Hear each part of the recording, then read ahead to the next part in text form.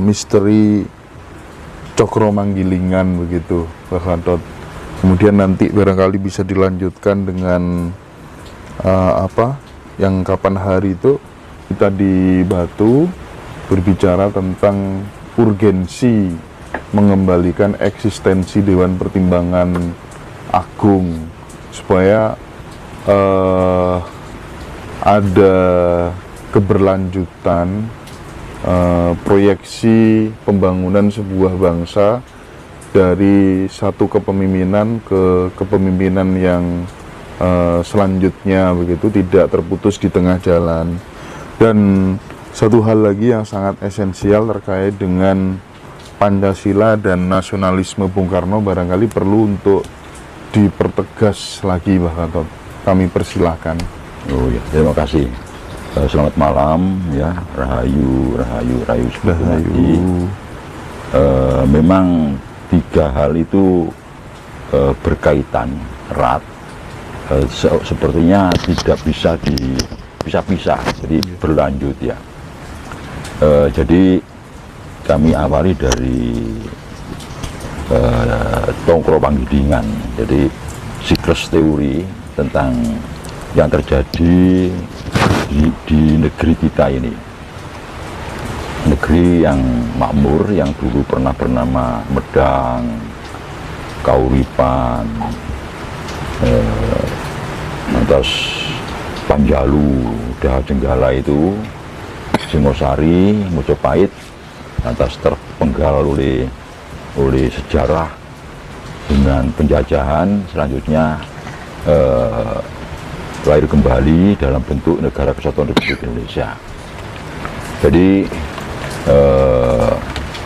kelahiran kembali dari negeri Nusantara ini dalam bentuk Negara Kesatuan Republik Indonesia ini bisa diartikan sebagai reinkarnasi ya, dari negara-negara yang pernah kita dirikan dulu, terakhir Mojopahit. Jadi bisa dikatakan reinkarnasi, NKRI reinkarnasi dari Mojopahit. Jadi berkelanjutan, bukan berarti kita ini sebagai bangsa baru atau negara baru, tetapi negara lama muncul kembali didahului dengan proklamasi kemerdekaan, didahului dengan perang revolusi, ya. Lantas kita hidup dalam satu negara yang merdeka, bersatu dan berdaulat, sebagaimana dulu pada zaman Mojopahit. Pertama kami sebutkan bahwa setiap zaman itu akan terulang. Jadi ada siklus ya, siklus zaman. Nah, ini pernah saya ungkap bahwa negeri yang kita proklamirkan pada tanggal 17 Agustus tahun 1945 ini bagaimana kejadiannya pada masa lampau. Nah, dalam siklus ini ada tiga kejadian ini muncul dalam satu zaman, yakni kemerdekaan ini. Pertama tentang kalau pada tahun ini, kalau ditarik ke belakang sampai 2015 ya, 2014, 2013 ini persis seperti pada masa awal Mojopahit. Jadi situasi politiknya persis pada awal Mojopahit. Jadi Bapak Presiden yang sekarang ini, Bapak Joko Widodo ya, itu figurnya sama dengan Raden Wijaya atau Sanggarama Wijaya. Kalau gelarnya Kertaraja Jayawardana. Itu persis. Jadi awal Mojopahit sekarang ini.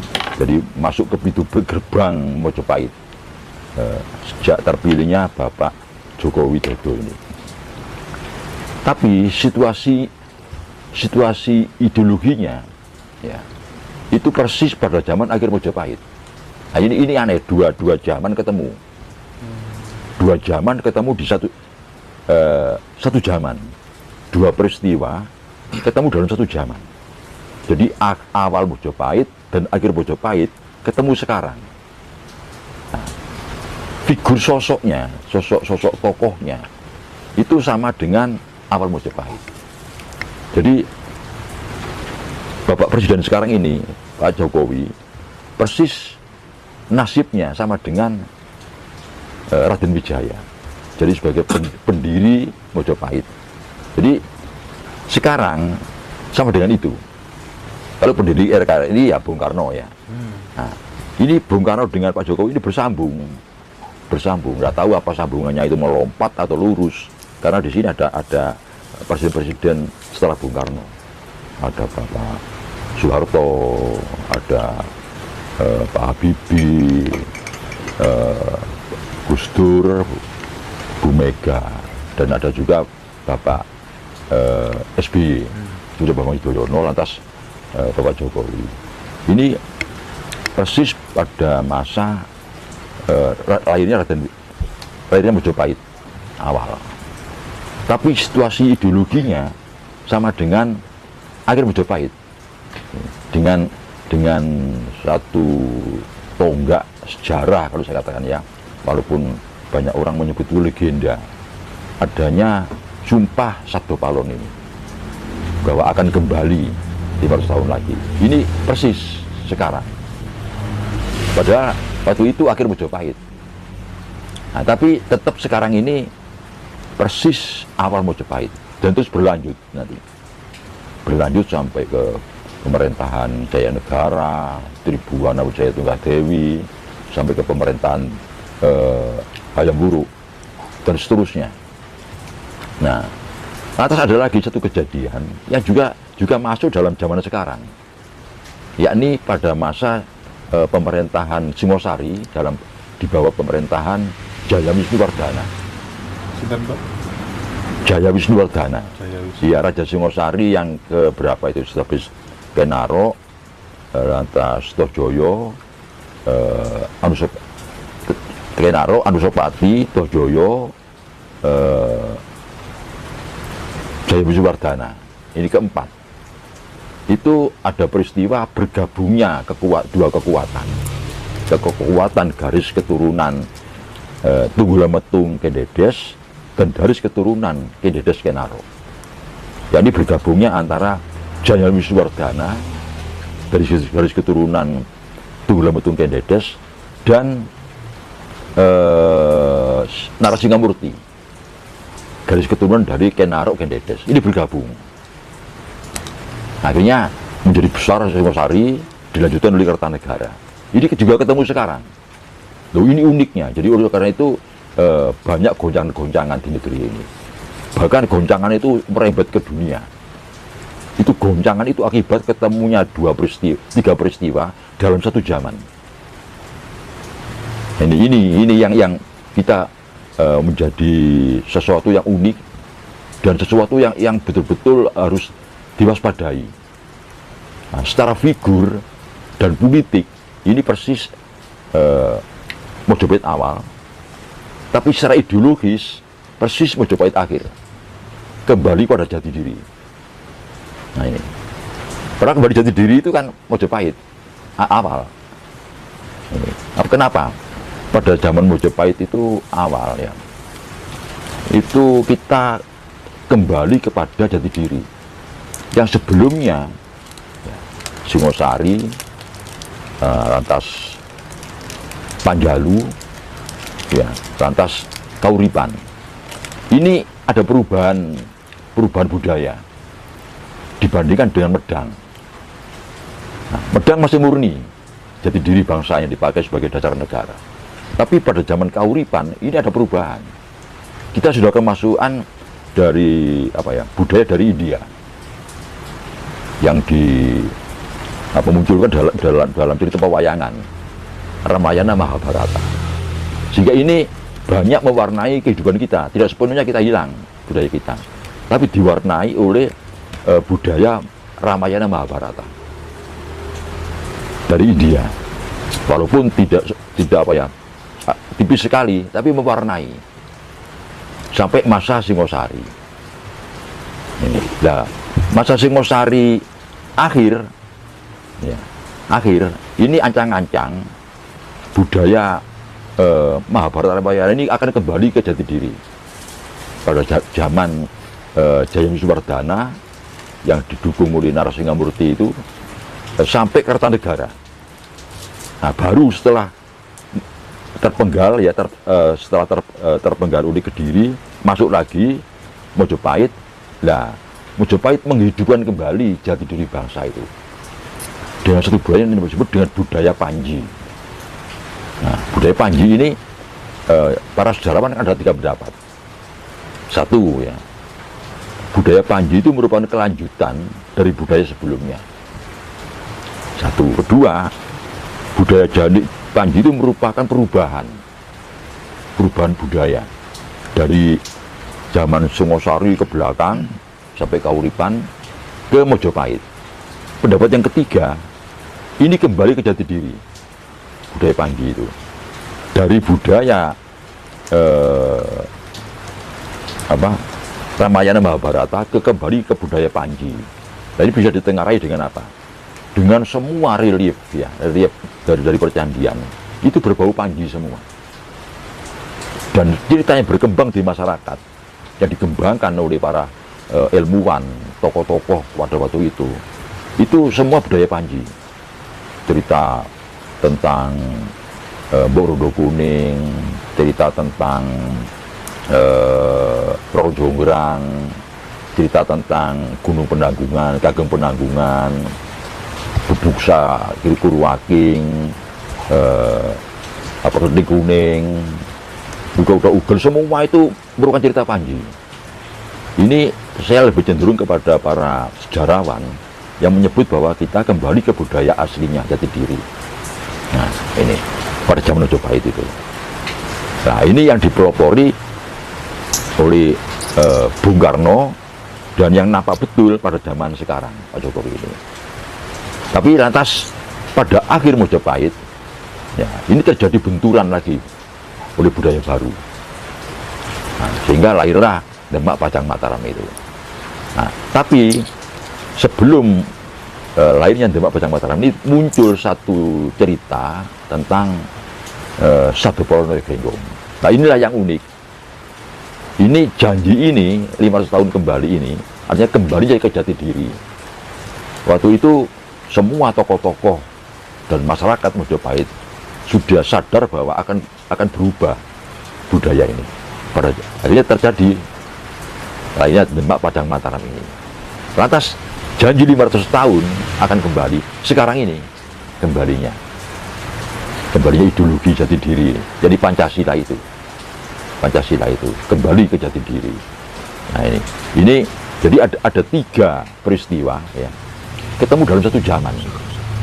Ini siklusnya, sehingga banyak sekarang dari kita masyarakat ini, baik ilmuwan ya, maupun tokoh-tokoh masyarakat, tokoh politik ya, tokoh-tokoh budaya, itu kadang-kadang agak bingung karena ketemunya 3 peristiwa masa lampau pada satu zaman.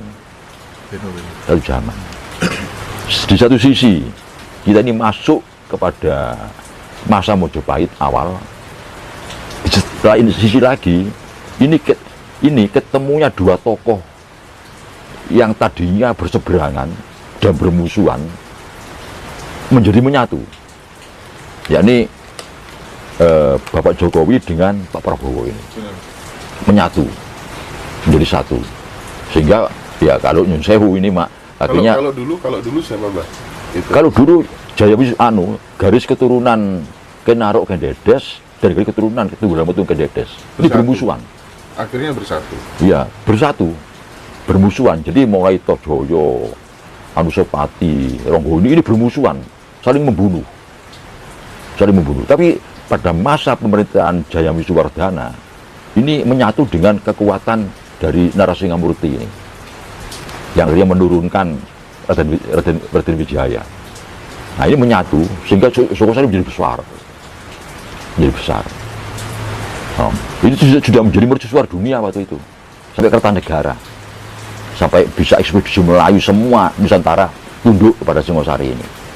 Nah, atas